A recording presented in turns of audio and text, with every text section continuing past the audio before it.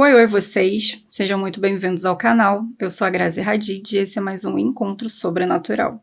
Hoje eu vou contar alguns relatos sobre amarração amorosa, feitiços, rituais, magia, que é um tema que eu sei que vocês gostam bastante, então eu consegui separar alguns relatos. Se você não quiser assistir a abertura inteira, é só pular para o primeiro relato, que eu sempre deixo separado aí nos capítulos. Mas antes eu queria pedir para, se você gostar do vídeo, por favor, deixar o seu like, curtir aí o vídeo. Se puder se inscrever, porque isso ajuda bastante aqui no crescimento do canal, no engajamento. E é o YouTube entender que vocês estão gostando também e liberar para mais vídeos, para mais pessoas também. Se vocês tiverem algum relato que queiram me enviar, o endereço está aqui embaixo na descrição do vídeo. Eu dei uma olhada por alto, assim, nos relatos e estão muito bons. Tem alguns que parecem que estão bem pesadinhos. Então, se forem comentar a respeito do tema, vamos comentar aí na moralzinha, com educação, para não ofender ninguém, né? Queria agradecer também às pessoas que estão sempre aqui comentando, engajando, sempre tem uma galera que está sempre aí comentando. E eu fico muito feliz com isso, de saber que vocês estão gostando e estão curtindo. Nos próximos vídeos, se eu tiver um tempinho, eu vou separar o nome aí do pessoal que sempre tá aqui comentando e engajando comigo. E é isso, sem muito mais enrolação. Vamos aos primeiros relatos de hoje. Não sei quantos vão ser, mas acredito que uns 3 ou 4 por aí. E então é isso, vamos aos relatos. A vizinha invejosa. Olha, eu nunca acreditei muito nessas coisas de trabalho, feitiço, sabe? Até o dia que aconteceu comigo. Eu juro, se alguém tivesse me contado essa história uns anos atrás, eu ia rir na cara da pessoa. Mas agora eu sei que essas coisas existem mesmo. Tudo começou em 2019, quando eu e a minha esposa conseguimos comprar o nosso primeiro apartamento.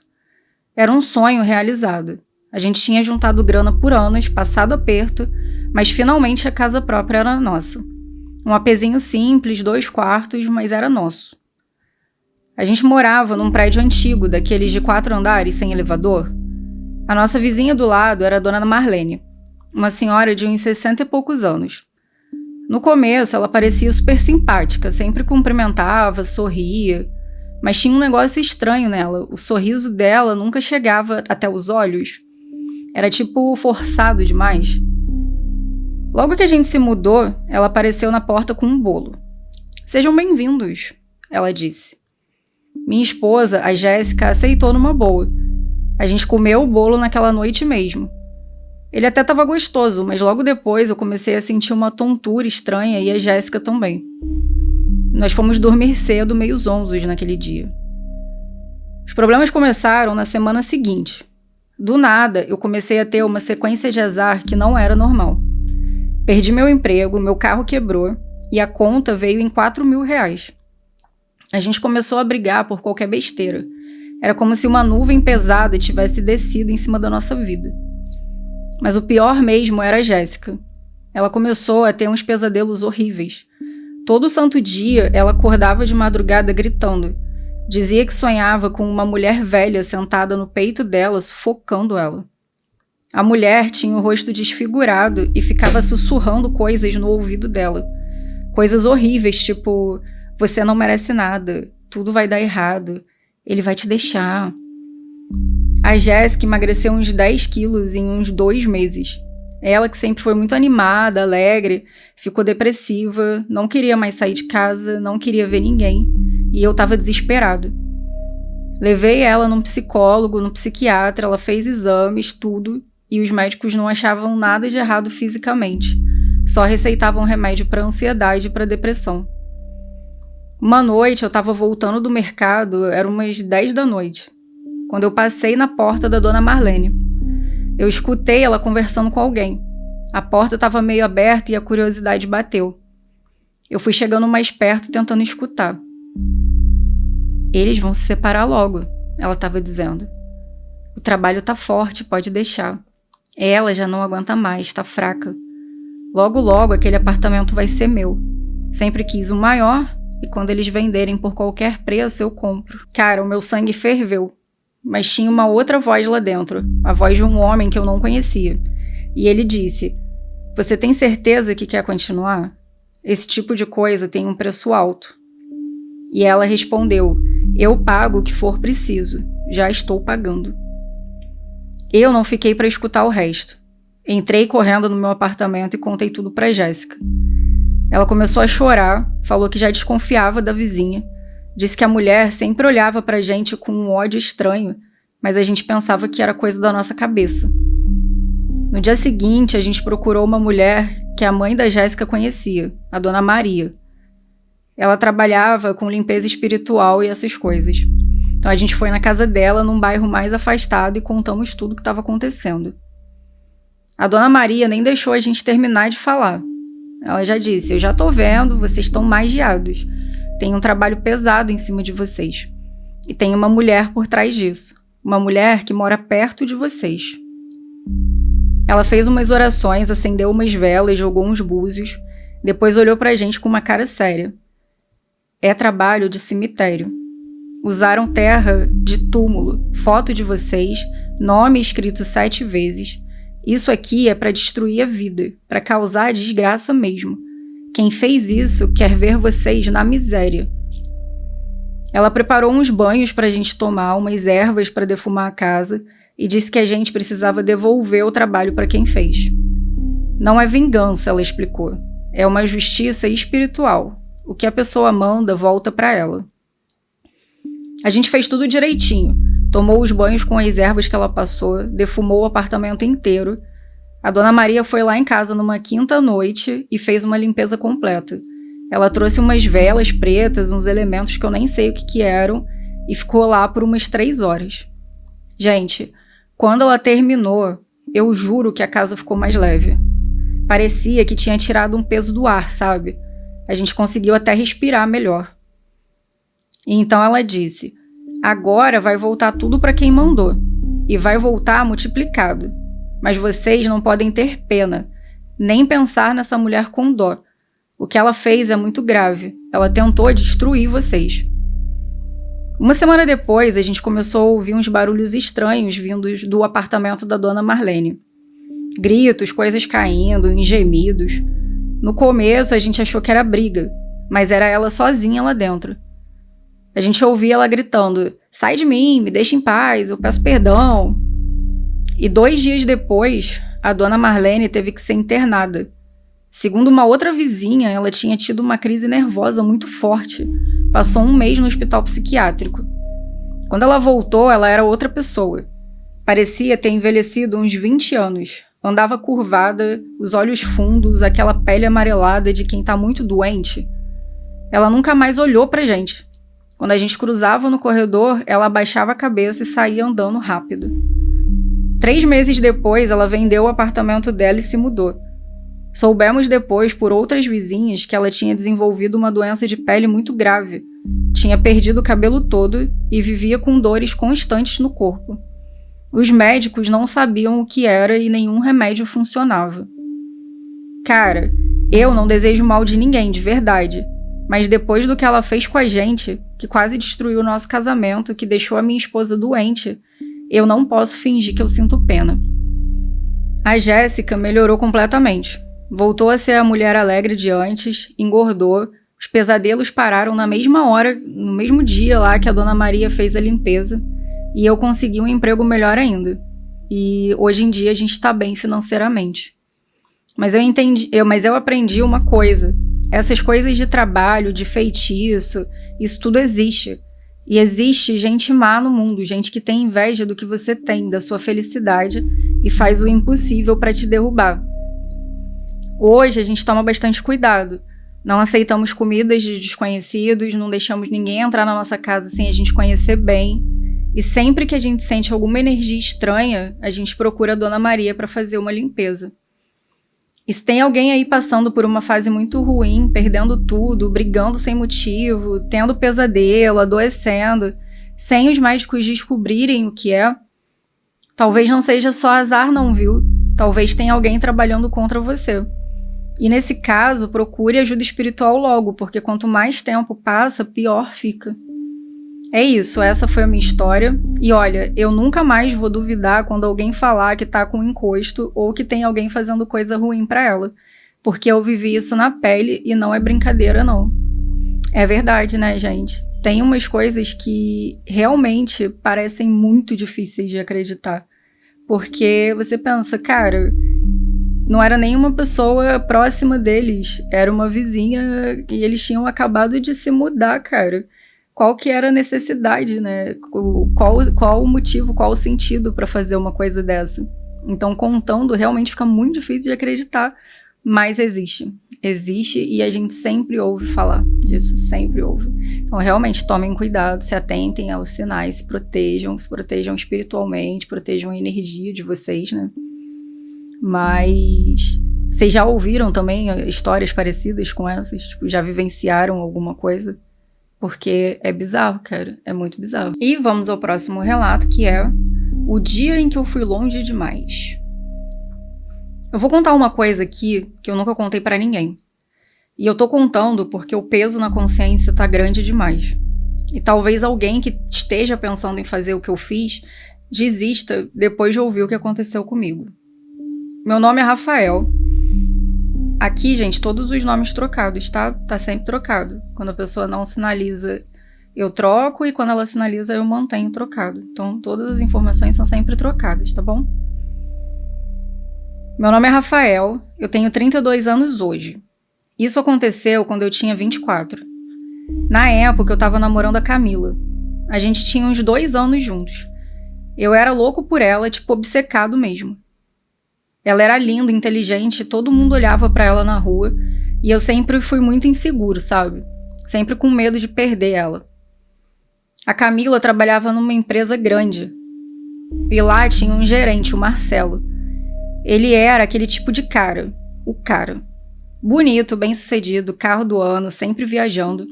E o pior, ele não escondia que estava afim da Camila. Vivia dando em cima dela, chamando pra almoço, fazendo elogio. E eu comecei a pirar. Eu não conseguia mais dormir direito, eu vivia com ciúme, discutindo com ela. Ela jurava que não tinha nada, que ela só via ele como chefe dela, mas eu não conseguia acreditar de jeito nenhum. Um dia eu tava num bar com uns amigos, já tava meio bêbado e desabafando sobre isso. Aí o Thiago, que é um amigo meu, falou: "Cara, eu conheço um lugar que resolve isso. Meu primo já foi lá, fez um trabalho e funcionou." No começo eu ri, achei que era zoeira dele, mas ele insistiu. Disse que tinha um pai de santo lá na zona oeste da cidade que fazia trabalhos fortes, que dava pra amarrar a pessoa, afastar a rival e essas coisas. Eu tava tão desesperado, tão com medo de perder a Camila, que eu pensei, por que não, né? O Thiago me passou o contato e uns dias depois eu fui lá. Era uma casa simples num bairro afastado. O cara me recebeu, se apresentou como pai João. Ele era um homem grande, devia ter uns 50 anos, cheio de colares no pescoço, tatuagens. Eu contei pra ele a situação e ele ouviu tudo. Jogou uns búzios lá na mesa e falou: "Eu posso fazer 2 trabalhos pra você. Um pra amarrar ela em você, pra ela nunca mais pensar em outro homem, e outro pra afastar esse aí que tá te atrapalhando." Eu perguntei quanto era. Ele disse um valor alto, uns R$2.000 na época. Eu não tinha essa grana toda, mas fui em casa, peguei dinheiro emprestado com a minha mãe, inventei uma mentira qualquer e voltei lá nele. Ele me avisou e perguntou se eu tinha certeza, porque depois que faz, não tem volta. Eu disse que eu tinha certeza. Na minha cabeça, eu estava fazendo isso para proteger o meu relacionamento, para manter a mulher que eu amava perto de mim. O pai João me pediu uma foto da Camila, uma peça de roupa dele, uma peça de roupa dela e o nome completo do Marcelo. Eu levei tudo. Ele disse que ia fazer o trabalho naquela sexta-feira à noite e que em 1 semana eu já ia ver o resultado. Gente, eu não vou mentir. Funcionou. E funcionou rápido demais. 3 dias depois, o Marcelo sofreu um acidente de carro. Ele não morreu, mas ficou bem machucado. Teve que fazer uma cirurgia no braço, ficou afastado dos trabalhos por meses e quando voltou, foi transferido para outra filial da empresa em outro estado. Então ele escolheu o trabalho para afastar, né? Porque o pai de santo deu 2 opções. Ele não falou qual que ele escolheu, mas, né, com o que aconteceu com o Marcelo. Quanto a Camila, cara, ela mudou da noite pro dia. ficou grudada em mim, tipo, literalmente grudada. Então foram os dois. Não queria que eu saísse de perto dela. Ligava o tempo todo, chorava se eu demorava para responder mensagem. No começo eu até gostei, achei que era amor, mas foi ficando muito esquisito. Ela começou a ter crise de pânico quando eu não estava por perto, parou de sair com as amigas, largou a academia, parou de fazer coisas que ela gostava. A vida dela passou a girar 100% em torno de mim, e não era saudável, era uma coisa doentia. Eu tentei conversar, pedir para ela ter mais independência, mas ela surtava. Dizia que ia morrer se eu deixasse ela, que não conseguia viver sem mim. Teve uma vez que eu falei que queria dar um tempo e ela tentou tirar a própria vida. Tomou um monte de remédio e eu tive que levar ela pro hospital para fazer lavagem estomacal. Cara, eu criei um monstro. Aquela mulher incrível, independente, cheia de vida, que eu amava, tinha virado uma pessoa dependente, ansiosa, depressiva, e a culpa era minha. Eu que fui lá e mandei fazer aquele trabalho maldito. Mas o pior ainda estava por vir. Uns 6 meses depois do trabalho, eu comecei a ter uns sonhos muito estranhos. Eu sonhava com um homem velho, muito velho, de pele escura e olhos completamente brancos. Ele ficava parado no canto do quarto, me olhando. Não falava nada, só ficava lá observando. Eu acordava suado, com o coração disparado. E toda vez que eu acordava desse sonho, tinha um cheiro muito forte no quarto. Um cheiro de enxofre misturado com coisa podre. A Camila também sentia, mas ela achava que era algum problema no encanamento do prédio. Os sonhos foram ficando mais frequentes e o velho foi chegando mais perto. Teve uma noite que ele estava literalmente do lado da cama. Eu acordei e por um segundo, por um segundo eu juro que vi ele ali, real, palpável, em pé do lado da cama, me olhando com aqueles olhos brancos. Eu comecei a passar mal, perdi peso, fiquei com um monte de olheira, comecei a ter dor de cabeça o tempo todo. Fui em vários médicos, mas nunca dava nada. Eu estava cada vez pior. Até que numa noite, o velho falou comigo no sonho. Você me chamou. Agora eu faço parte da sua vida. Tudo tem um preço, garoto. Você amarrou ela em você. Agora eu amarro você em mim. Gente, tá chovendo muito, tá? Então, se tiver barulho, não vai ter muito o que fazer, porque a chuva tá caindo e tá caindo forte. Eu acordei gritando. A Camila acendeu a luz desesperada e quando a luz acendeu, eu vi, no espelho do guarda-roupa, refletida atrás de mim a figura desse velho. Mas quando eu voltei pra trás, não tinha ninguém. Foi aí que eu entendi. Eu tinha feito um pacto sem saber. Aquele pai de santo não tinha feito só um trabalho de amarração. Ele tinha me ligado com alguma entidade, alguma coisa que agora não ia me largar. Eu voltei correndo na casa do pai João, bati na porta desesperado, gritei. E aí apareceu uma mulher e disse que ele tinha morrido 2 semanas atrás. Ataque cardíaco fulminante e ela era a viúva. Eu contei tudo pra ela, desesperado. Ela ficou em silêncio por um tempo e depois suspirou. Ele estava mexendo com coisa que não devia. Eu sempre avisei. Esses trabalhos de amarração que ele fazia não era só reza, não. Ele fazia pacto, oferecia a alma de quem pagava para uma entidade muito pesada. Em troca de resultado rápido, a pessoa ficava ligada para sempre. Naquele momento, eu sentia as minhas pernas ficando fracas. E agora, como é que eu me livro disso? Eu não sei se dá. Meu marido foi levado justamente por causa disso. A entidade cobrou dele e vai cobrar de você também. Tudo que você conseguir na vida daqui pra frente vai ter um preço. Eu saí de lá sem chão. Procurei outros lugares, outras pessoas que pudessem me ajudar. Gastei todo o meu dinheiro. Uns me enrolaram, pegaram minha grana e não resolveram nada. Outros foram honestos e falaram que não sabiam como quebrar aquilo ali. Até que eu encontrei uma mãe de santo antiga, a Dona Lourdes. Ela tinha mais de 80 anos, era mãe de santo há mais de 60, e quando ela me viu, ela balançou a cabeça. Você tá com um morto nas costas, filho. E não é um morto qualquer, não. É um escravo de uma entidade muito bravo. Você fez um acordo sem saber. Ela me disse que podia tentar amenizar, fazer o espírito me largar um pouco, mas que eu ia carregar as consequências pro resto da vida. E que eu tinha que desamarrar a Camila, porque aquilo não era amor, era uma prisão espiritual. Foram meses de trabalho. A dona Lourdes fez várias sessões, vários rituais. Eu gastei tudo que eu tinha e tudo que eu não tinha. Tive que vender meu carro, pedir dinheiro emprestado.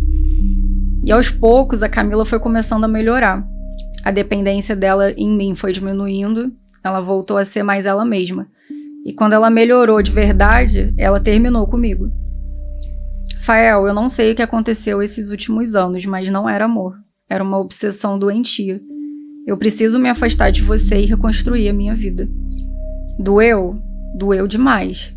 Mas eu sabia que era o certo. Eu tinha destruído a mulher que eu amava por causa do meu egoísmo e da minha insegurança. O velho dos sonhos parou de aparecer depois que a dona Lourdes terminou o trabalho. Mas ele continua lá, eu consigo sentir. De vez em quando eu sinto aquele cheiro de enxofre ou ouço uns barulhos estranhos em casa. E tudo de ruim que acontece na minha vida, eu sei exatamente de onde vem. Eu perdi meu emprego há 2 anos e não consigo arrumar outro. Qualquer relacionamento que eu tento ter acaba rápido e sempre dá errado. Eu vivo doente, sempre tô com alguma coisa. Os médicos não acham nada, mas eu sei que é coisa dele. A dona Lourdes me disse: você vai ter que aprender a conviver. Você fez o acordo, agora vai pagar. Pode ser que com o tempo, com muita fé, muita oração, você consiga se livrar completamente, mas não vai ser tão fácil. Hoje eu vivo uma vida pela metade.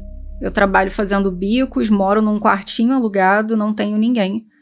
E tudo porque um dia eu quis forçar alguém a ficar comigo e quis prejudicar outras pessoas. Então é isso que eu queria dizer. Nunca faça um trabalho para amarrar ninguém, para prejudicar ninguém. Parece que vai resolver, parece que é a solução, mas não é. Você vai pagar caro e pode pagar muito caro. Eu destruí a mulher que eu amava, destruí minha própria vida e me amarrei com uma coisa que agora não me larga. Se eu pudesse voltar no tempo, eu nunca teria entrado naquela casa, nunca teria aceitado fazer aquilo. Mas não dá para voltar.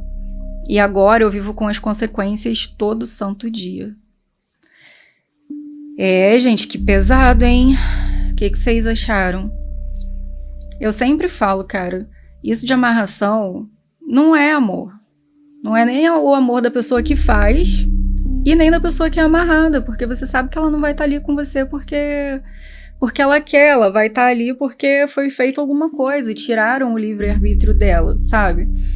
E eu acho que vale muito a pena colocar a mão na consciência e raciocinar um pouquinho, analisar que não é amor, cara. Não é o seu amor, é o seu ego também, de querer ter aquela pessoa.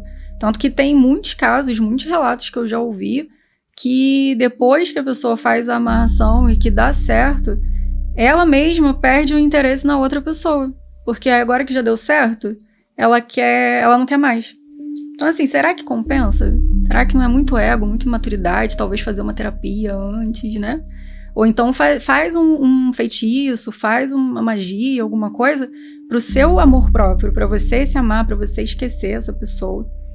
E assim, em relação a ele, realmente é muito complicado. Mas eu acredito que... É a minha opinião também, não sei de nada, né? Que tudo tem um jeito, sabe? Se ele se arrepender de verdade, buscar ajuda, tentar outras coisas, ser uma pessoa boa, talvez ele pedir a iluminação, né, dos guias, dos seres espirituais. Talvez ele consiga se livrar. Mas é complicado. Me contem aí nos comentários o que vocês acham disso. E vamos para o próximo relato, que vai ser o boneco de pano. Eu tenho 29 anos e o que eu vou contar aconteceu há exatamente 3 anos. Até hoje eu carrego as consequências do que eu fiz e não passa um dia sem que eu me arrependa. Eu conheci o Bruno numa festa de casamento. Ele era amigo do noivo e eu era madrinha da noiva. A gente conversou a noite toda, dançou junto, trocou telefone. Foi daquelas conexões que parecem que você conhece a pessoa há anos, mesmo tendo acabado de se encontrar. Começamos a namorar 2 semanas depois daquela festa. Os primeiros 6 meses foram perfeitos. Ele era atencioso, carinhoso, me ligava todo dia. A gente combinava em tudo. Gostávamos dos mesmos filmes, das mesmas músicas, tínhamos os mesmos sonhos para o futuro. Mas depois que completamos 1 ano de namoro, as coisas mudaram. O Bruno começou a ficar distante. Dizia que o trabalho estava puxado, que estava cansado. Nossos encontros foram ficando mais raros. Quando a gente se via, ele estava sempre no celular, respondendo mensagens, dando risada de coisas que ele não compartilhava comigo. Eu comecei a desconfiar, então peguei o celular dele numa noite enquanto ele dormia. Desbloqueei usando a digital dele. Sim, eu sei que foi errado. E o que eu vi me destruiu. Tínhamos conversas com uma menina chamada Amanda. Fotos que ela mandava para ele. E o pior, ele marcando encontro com ela. Eu não confrontei, não consegui. Eu tinha medo de perder ele. Na minha cabeça, se eu falasse alguma coisa, ele ia terminar comigo na hora e ficar com ela. Mas de certa forma, ele já estava terminando, porque ele sempre sumia por vários dias e quando aparecia não dava nenhuma satisfação. Então eu decidi fazer algo diferente. Eu tenho uma tia, a Vera, que sempre foi envolvida com trabalhos espirituais. Ela frequenta um terreiro de Umbanda há mais de 20 anos. Eu nunca tinha me interessado por essas coisas, mas naquele desespero eu achei que era a minha única saída. Fui na casa dela numa tarde de domingo, contei tudo chorando. Ela ficou ali me ouvindo em silêncio e depois balançou a cabeça. Você não vai gostar do que eu vou falar, mas o melhor é você terminar com ele. Se ele tá te traindo, não vale a pena tentar segurar. Mas eu amo ele, tia, eu não quero perder ele. Então tá bom. Tem um trabalho que eu poderia fazer. Uma amarração, mas é perigoso. Mexer com o livre-arbítrio de alguém sempre tem consequência. Eu insisti, implorei, disse que eu pagaria o que fosse preciso e depois de muita resistência ela concordou. Mas tem umas condições. Você vai ter que trazer uma foto dele, uma peça de roupa que ele usou e vai ter que participar do trabalho comigo. E depois, se der errado, não vem me culpar porque eu avisei. Eu concordei com tudo. Peguei uma cueca dele que estava no cesto de roupa suja no meu apartamento. Como ele dormia lá, às vezes foi fácil. A foto eu tirei do celular e imprimi e levei tudo para minha tia. Ela marcou pra gente ir num terreiro numa sexta-feira à noite. Quando chegamos lá, o lugar estava vazio. Era só eu, minha tia e a mãe de santo, a dona Regina. Uma senhora alta, de olhos muito profundos. A mãe de santo preparou tudo, fez um boneco de pano vermelho, costurou com linha preta, colocou a foto do Bruno dentro do boneco, junto com uns pedaços da cueca dele. Depois me pediu um fio de cabelo e uma gota do meu sangue. Ela colocou dentro do boneco também. Agora você vai costurar, vai fechar o boneco enquanto repete o nome dele. Eu peguei a agulha e a linha, as minhas mãos estavam tremendo e eu comecei a costurar repetindo. Quando eu fechei o boneco completamente, a dona Regina pegou ele de volta. Ela começou a cantar numa língua que eu não conhecia. Acendeu umas velas vermelhas, pegou... Fez uns passos aqui que eu não vou descrever, gente, porque a gente sabe que qualquer tipo de pessoa pode estar ouvindo, né? Eu não vou ficar descrevendo tudo aqui que ela fez do ritual.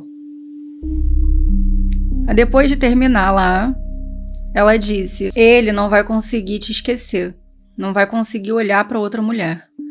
Você vai ser a única coisa na cabeça dele.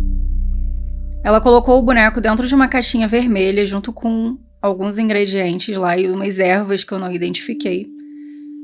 E me falou para eu guardar isso embaixo da cama, que eu não poderia deixar ninguém ver, que eu não poderia contar para ninguém e principalmente que eu não poderia ter pena dele, não importasse o que acontecesse.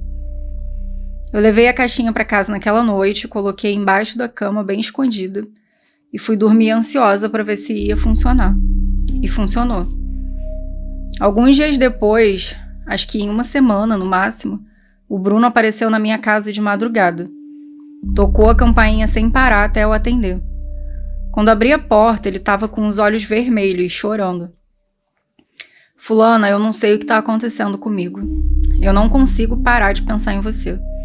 Eu nem durmo direito. É como se você estivesse dentro da minha cabeça o tempo todo. Ele entrou, me abraçou, me beijou desesperadamente.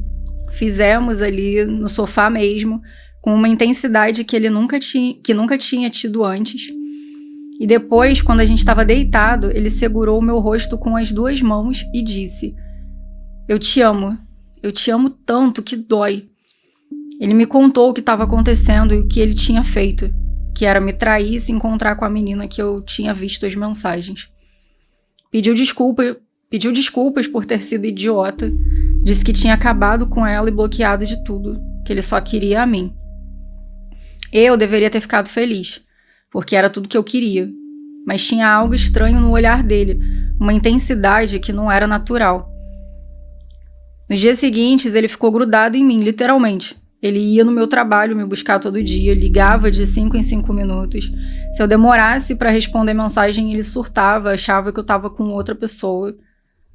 Uma semana depois do trabalho, ele largou o emprego, disse que não conseguia se concentrar mais, começou a dormir na minha casa todo dia, não queria sair, não queria ver os amigos, só queria ficar grudado em mim. Eu tentei conversar, pedir para ele para eu ter um pouco de espaço, mas ele chorava e dizia que não conseguia ficar longe de mim. E essa situação foi piorando, ele parou de tomar banho, parou de comer direito, só ficava me olhando o tempo inteiro, com aqueles olhos fundos, aquelas olheiras enormes, como se ele estivesse se transformando num zumbi.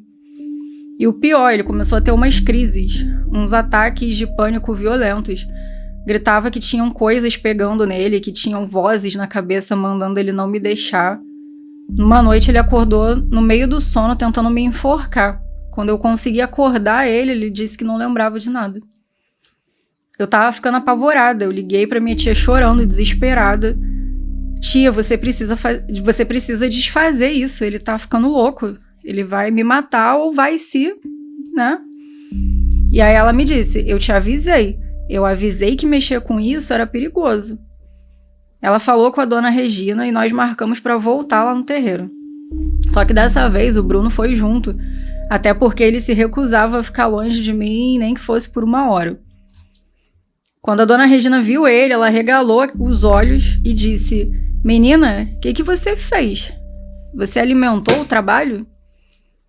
Como assim alimentou? Eu só guardei a caixinha debaixo da cama. Não, você alimentou de outra forma. Toda vez que você tinha medo dele te deixar, toda vez que você sentia ciúme, raiva, possessividade, você estava alimentando o trabalho. E agora ele está forte demais, está consumindo ele. Ela tentou desfazer, fez várias sessões, vários banhos, várias rezas, mas não adiantou completamente. O Bruno melhorou um pouco, conseguiu voltar para a casa dele, voltar a trabalhar, mas nunca mais ele foi o mesmo. Ele desenvolveu uma dependência emocional patológica, não consegue mais ficar sozinho. Tem crise de ansiedade, toma remédio controlado e ele tem ódio de mim. Diz que eu destruí a vida dele e que eu fiz bruxaria com ele. Obviamente a gente terminou, mas ele não consegue seguir em frente. Já tentou outros relacionamentos, mas nenhum dura. Ele diz que sente um vazio, uma coisa errada dentro dele, como se tivesse um pedaço faltando. E eu carrego a culpa. Eu destruí um homem que eu dizia amar. Transformei ele num dependente emocional, num doente, por causa da minha insegurança, do meu egoísmo. A mãe de santo disse que o trabalho criou um laço que pode nunca ser completamente desfeito, que parte da alma dele ficou amarrada na minha e parte da minha na dele, e que a gente vai carregar isso até morrer, a não ser que encontre alguém muito poderoso espiritualmente que consiga romper isso. Hoje eu também vivo com ansiedade, tomo antidepressivo, tenho pesadelos recorrentes com esse boneco de pano, sonho que ele tá vivo me olhando com os olhos do Bruno. E toda vez que eu tento me relacionar com alguém, eu sinto aquela coisa ruim, aquele peso, como se algo nunca fosse me deixar ser feliz. A minha tia nunca mais fez trabalho de amarração pra ninguém depois do que aconteceu comigo. Ela diz que não vale a pena, que o preço é alto demais. E eu concordo. Se eu pudesse voltar no tempo, eu teria deixado o Bruno me trair, teria terminado com ele, seguido a minha vida. Porque por mais que doesse na hora, seria melhor do que carregar pra sempre o peso de ter destruído alguém. Amarração não é brincadeira, não é simpatia, não é magia do bem, é manipulação espiritual, é tirar o livre-arbítrio de alguém. E isso sempre, sempre tem consequência. Exatamente, gente. É a mesma questão do relato anterior. Ela foi, fez... E assim, né? Tem pessoas que fazem e não surte efeito. Tem outras que fazem e surte.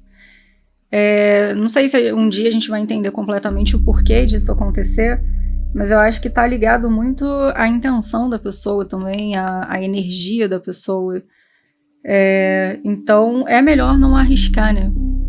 Porque, olha aí, o cara que não tinha nada a ver com isso, com a vida destruída, mas ele deveria também procurar uma ajuda, né?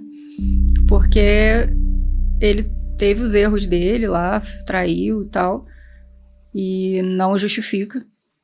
Mas também não justifica ela ter feito isso, né? Essa questão que muda tanto a vida de alguém, que prejudica tanto. Então é sempre, sempre, sempre mesmo não pensar, nem fazer, nem cogitar essa possibilidade.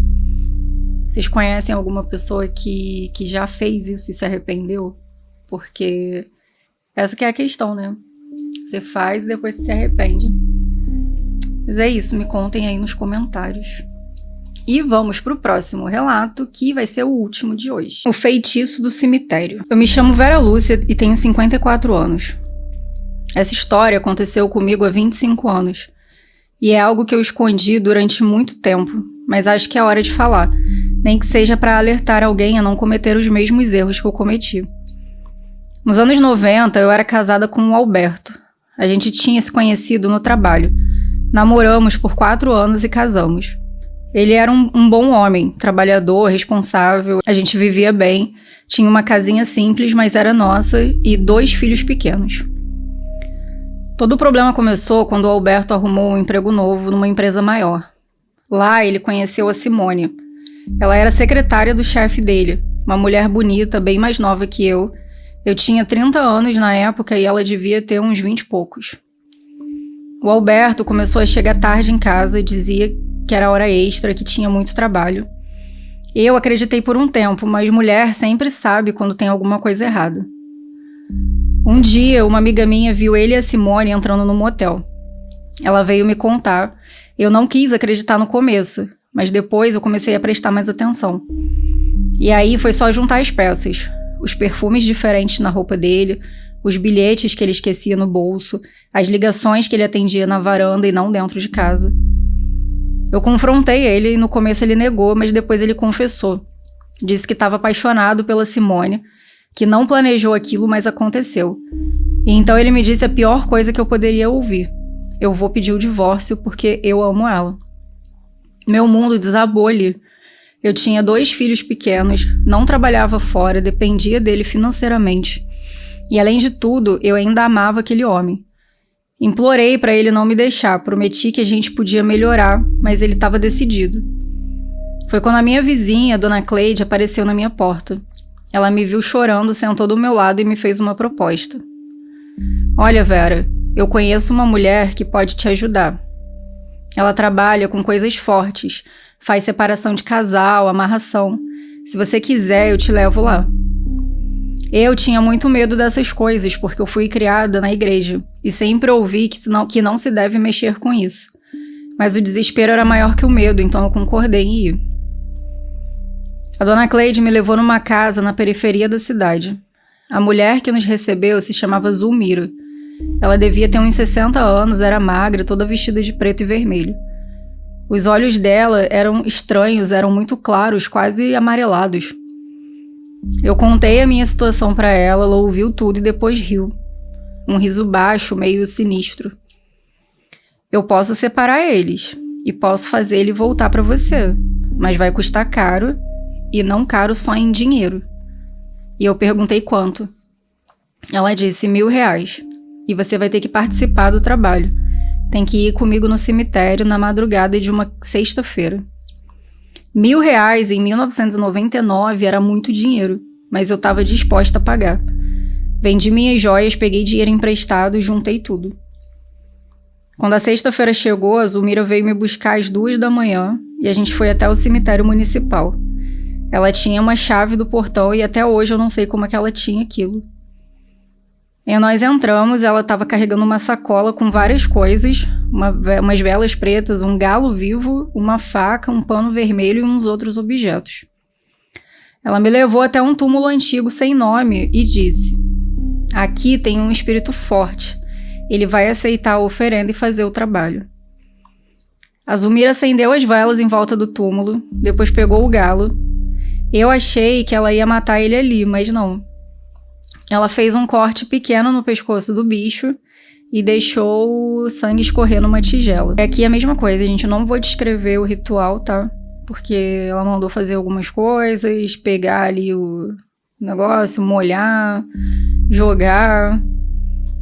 Depois, ela pegou tudo de volta, colocou tudo junto e enrolou no pano vermelho. Pegou a faca e pregou o embrulho na terra bem em cima do túmulo. Falou algumas coisas ali pro espírito aceitar a oferenda e separar os dois. Que não haja paz entre eles, que tudo seja discórdia, briga e ódio. Que eles não consigam ficar juntos nem um dia sequer. Ela repetiu isso algumas vezes e depois virou pra mim e mandou eu repetir também. Eu repeti e a cada vez que eu falava eu sentia um frio no meu corpo, um arrepio, que o ar chegou a ficar pesado. Quando terminamos, a Zulmira enterrou o galo ali mesmo e disse que estava feito e que em alguns dias eu ia ver o resultado. E de fato, depois de uns dias, o Alberto apareceu na minha casa e ele estava transtornado. Disse que tinha brigado feio com a Simone, que tinha sido horrível. Eu ali fingi surpresa, mas por dentro eu estava bem feliz. Na semana seguinte, ele brigou com ela de novo, e em menos de um mês eles tinham terminado e ele voltou para casa. Eu achei que tinha dado tudo certo. O meu marido tinha voltado, a outra tinha saído da vida dele, então pronto, o problema estava resolvido. Mas não estava. Ele voltou diferente, ficava nervoso o tempo todo, brigava comigo por qualquer coisa. Xingava, quebrava coisas, teve vezes que ele levantou a mão para mim, coisa que nunca tinha acontecido antes. E o pior, ele não conseguia esquecer a Simone. Ele falava direto dela. Com raiva, com rancor, dizia que ela tinha destruído ele, que ele odiava ela, mas ao mesmo tempo eu via no olhar dele que ele ainda pensava nela. Um ano depois que ele voltou, as coisas estavam realmente insustentáveis. A gente brigava todo dia, ele estava bebendo muito, os meninos viviam assustados e eu não aguentava mais. Foi quando eu comecei a ter uns sonhos. Eu tinha uns sonhos com uma entidade e ele estava sempre sentado na sala da minha casa me olhando e falava: "Foi você que me chamou, agora eu quero a minha paga." Eu acordava suada, com o coração acelerado, e o pior, quando eu acordava eu sentia um cheiro, era um cheiro de terra molhada. Eu sempre achei que era um cheiro da terra do cemitério. As coisas foram só piorando, eu comecei a não vê-lo só nos sonhos. Eu via no canto da cozinha, no corredor, sempre me observando. E junto com ele tinha uma presença que era pesada e ruim. Os meus filhos também começaram a ter pesadelos. Diziam que tinha um homem dentro do quarto deles. O menor, que tinha 5 anos, acordava toda noite gritando. O Alberto também estava sendo afetado. Ele dizia que via sombras, ouvia vozes, começou a ter alucinações. Eu voltei na Mãe de Santo desesperada. Eu expliquei o que estava acontecendo e ela disse: "Então, o espírito está te cobrando. Ele fez o trabalho e agora ele quer o pagamento. E não é só dinheiro que ele quer, é outra coisa." "O quê? O que ele quer?" "A alma de alguém. Pode ser a sua, pode ser do seu marido, pode ser dos seus filhos. Ele que vai escolher." Eu comecei a chorar, entrei em pânico e disse para ela que ela não tinha me avisado daquilo. E aí ela me respondeu: "Você achou que o trabalho de cemitério era brincadeira? Que você ia mexer com morto e que não ia ter que pagar? Além do mais, eu avisei que o preço seria alto e que não seria só em dinheiro." Ela disse que a única forma de resolver seria fazer uma oferenda maior, tentar negociar com o espírito. Então eu gastei mais dinheiro, fizemos mais rituais, gastei tudo que eu tinha e não adiantou, porque o espírito não aceitou. Ele queria o que tinha sido prometido, uma alma. 2 meses depois, meu filho mais velho sofreu um acidente. Ele estava atravessando a rua para ir na padaria e foi atropelado. Ficou internado 3 semanas. Sobreviveu, mas ficou com sequelas, perdeu parte do movimento da perna direita. E desde aquele dia, ele fica vendo coisas. Espíritos, sombras, coisas ruins. Ele desenvolveu transtornos psicológicos graves. Hoje, ele tem 30 anos e não consegue trabalhar, não consegue ter uma vida normal, toma remédio controlado, faz terapia. Eu e o Alberto nos divorciamos 3 anos depois. A vida juntos tinha se tornado um inferno. Ele casou de novo, mas o casamento durou pouco e hoje ele vive sozinha, alcoólatra e doente. E eu carrego a culpa de ter destruído a minha família por causa de um feitiço, por causa de uma vingança, de orgulho. Eu não só perdi meu casamento, como perdi meu filho. Não no sentido literal, porque ele tá vivo, mas ele não é mais o mesmo. Eu tirei o futuro dele. A entidade nunca mais apareceu depois que o meu filho sofreu o acidente. Mas eu sei que ele levou o que ele queria, levou a vida do meu filho, e eu sou a culpada disso. Hoje eu vivo pedindo perdão, voltei para a igreja, rezo todo dia, mas nada apaga o que eu fiz e nada traz o meu filho de volta. Então, por favor, se você está pensando em fazer trabalho, seja de cemitério, seja de separação, de vingança, não faça. O preço é alto demais e você pode perder muito mais do que imagina. Gente, que triste, né? Triste. Muito triste esse relato. Porque em todos esses que eu li hoje, não foi só a vida da pessoa que foi afetada, né? Foi a vida de todo mundo em volta dela. E ninguém conseguiu retomar o que tinha antes, né? Nem as pessoas que sofreram a magia, os feitiços, e nem as pessoas que fizeram. E isso é realmente muito triste, porque as pessoas não têm culpa de nada, né? E tem coisas que realmente parecem irreversíveis, como o filho dela ter sofrido um acidente e tal. Então pensem muito bem, gente, é realmente muito complicado. Mas me contem aí o que vocês acharam dos relatos de hoje, se vocês gostaram. Obrigada quem ficou aqui até o final. Não deixem de dar o seu like, de se inscrever aí para poder ajudar. E me contem também quais relatos vocês gostam mais, que tipo de relatos que vocês querem ver. E até um próximo vídeo. Tchau, tchau.